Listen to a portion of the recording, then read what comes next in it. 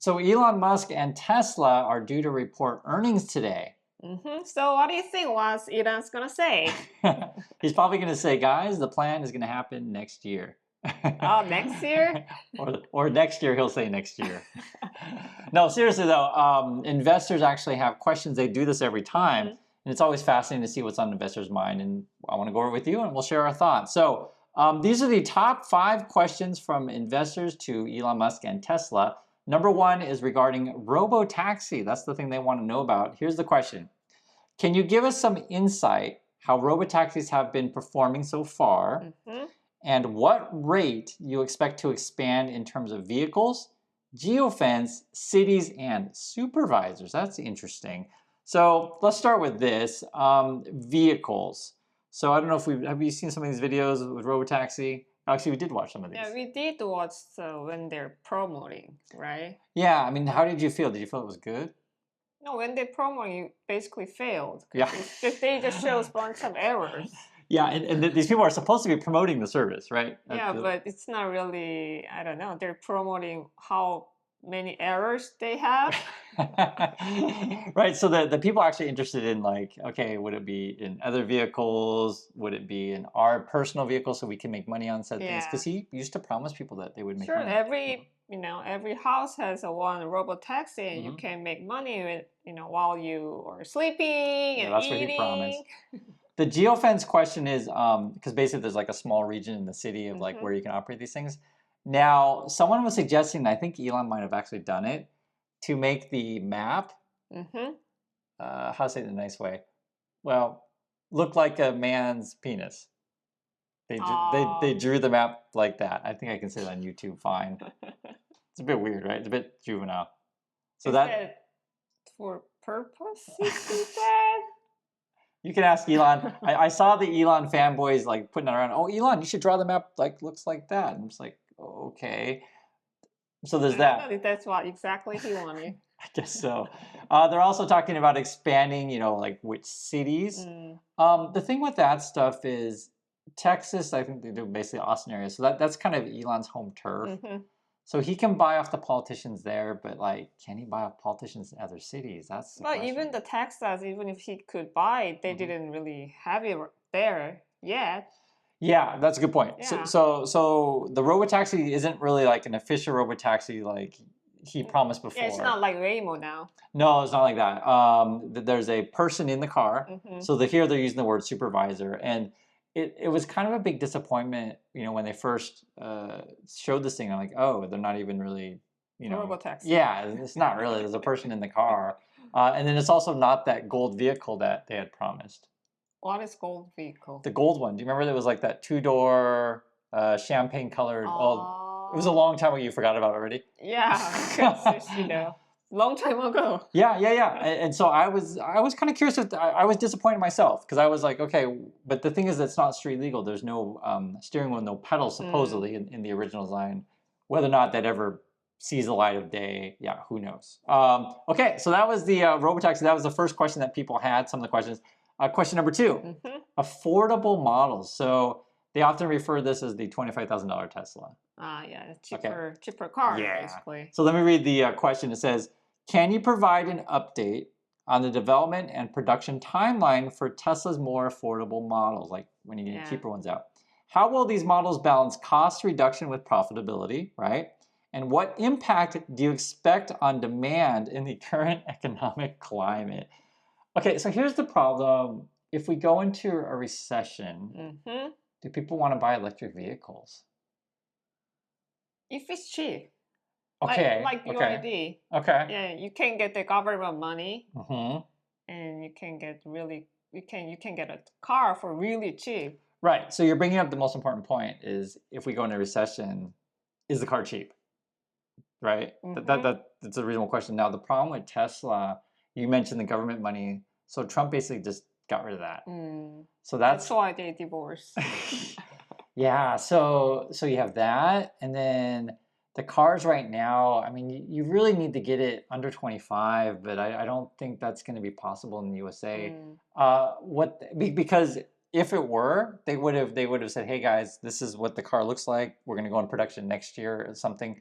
They haven't even got to where to announce the No, 22 car. no. Instead, he did the Robotaxi with no steering wheel, no pedals, and say we're going to have this robot thing. Maybe Yeah, he can say, "Oh, I'd like to working on it." yeah, that's what it'll say.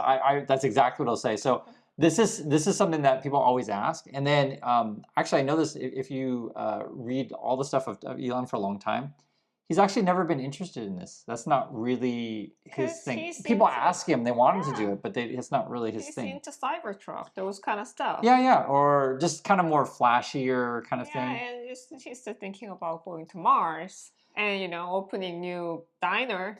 No, seriously, yeah, yeah. If you guys haven't seen the diner thing, it's real. He's getting into the restaurant business now, and Yeah. the burgers were like served in like Cybertruck boxes. It's kind of ridiculous, but so yeah. So this idea of Elon putting out an affordable car is, I just don't think that's what he's interested in. But we'll see what he says. We'll see. That's why I'm giving you guys a preview here. Okay, so another question on full self-driving. Here's the question: what are the key technical and regulatory hurdles still remaining for unsupervised, meaning like no person, full FSD to be available for personal use timeline? So the timeline's always going to be next year, I'm sure, right? And then the technical and regulatory. So the thing is, the cars don't have sensors like other cars, and Yeah, so it so can really function it well. it's never going to work as good as other cars. Yeah. It's just never going to work as good as other cars, right? A camera will have problems with is the sun in the camera, like the Yeah, glare? sun and dust, Yeah, yep. rain. Yeah, will it get dirty, rain? What right? if your enemy, just painting there? And that you can promise that's going to happen, right? Any number of things like it just technically now Elon will always say we have the best AI, etc. And then this would be the interesting question, which no one asked, but I'm asking: are you going to buy Twitter with Tesla money? And grok. Yeah, yeah, this together. Yeah. Yeah. Because it's kind of been something that Elon's been floating. Yeah. Now, SpaceX supposedly is because he's moving money around, is putting money into his Grok and his XAI thing. What's that? So I just read, I'm Korean, so when I read the Tesla kind of, the people, like the one of comment, if they use the Grok, the operating the Tesla, people really don't really trust it.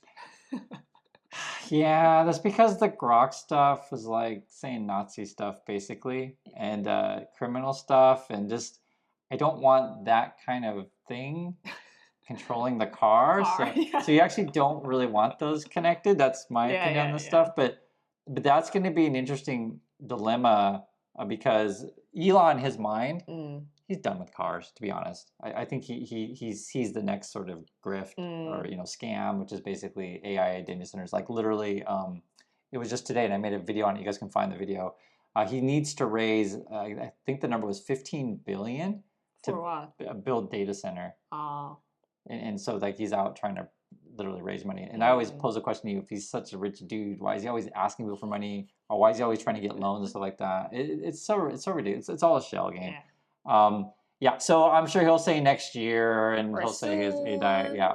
But the key question there, I think, is will the money be moving to somewhere else? And I think a lot of Tesla people wouldn't be thrilled on that. His fanboys say yes. Well, if I invest in the actual investor. Well, yeah, if I invest in the car company and you promise me cars, why are you moving the money somewhere else? That's there's no question. car. Yeah, and there's no car. Good point. Next one is on the Optimus robot, so the humanoid robot.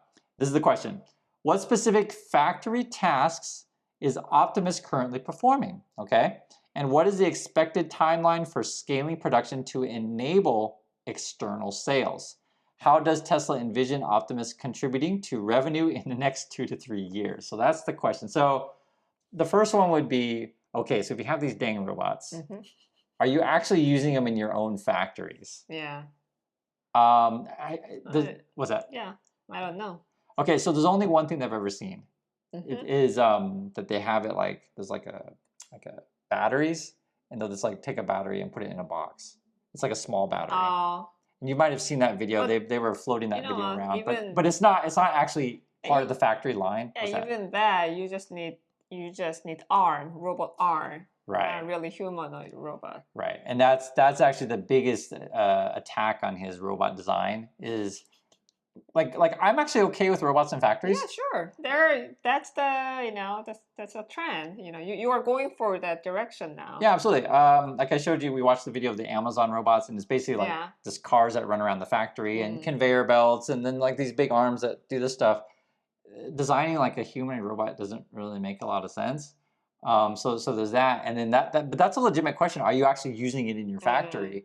I have no. If they were, I think there would definitely be promoting that. Yeah. Oh, absolutely, absolutely. Everywhere. So like I said, the only thing I've ever seen is the robot more like a test of like moving a small robot to a box, but it wasn't really on an assembly line. It was just But as he's a test. gonna, just not really answering directly. He's gonna say, "Oh, you're gonna all have a robot friend at your home. You can talk to them. You can play with them." He's gonna just give other answers. I'm sure exactly that's what he'll do. They also ask, when are you going to scale production? I can make a whole bunch of these things. If we were anywhere near that, and then you can't even really talk about, are you going to sell these to someone else? I mean, they're not even. So you'd have, if Elon, and I'll just be honest, if Elon ever opened up a factory and the whole factory had humanoid robots walking around, no people anywhere, I'd be impressed. Absolutely, I would be impressed. But I have yet to see that, and if they had that, we would hear about it. Right, and then you could sell it and be like, "Hey, I got this, factory thing," and then the question is like, when's it going to contribute in revenue in the next 2 to 3 years? It's so far away. All right, FSD, another question. When do you anticipate customer vehicles to receive unsupervised FSD? So like, when can people get it themselves? And I guess theoretically, well, they didn't ask Robotaxi. They just asked when is FSD going to be done? Yeah, it's going to be next year, right? So. So the funniest crap about Elon, and we'll go over the earnings tomorrow. He always shows up these things. He sounds like kind of drunk or on something. That you'll know it when you hear it. Because he doesn't know the answer. Yeah, you'll know it when you hear it. And the other thing you want to pick up when these earnings calls, he'll have a written statement. Elon reading, or even Trump reading. It's very different than when they're just talking. Yeah. And you'll notice the difference right away. So his written statement will be really, really different than his talking statement, and he'll probably make mistakes and then correct himself. He does that a lot too, and so the mistakes are what tell the truth. And then when he realizes oh my God, I told him the truth, then he'll come out and say something else. So anyway, that's our thoughts on the Tesla earnings preview. Please let me know what you think. What are your answers to these questions that we went over? These are the top 5 most sought after questions from Tesla investors, and we'll go over it. Thanks again for watching, everyone, and we'll catch you on the next video. So bye.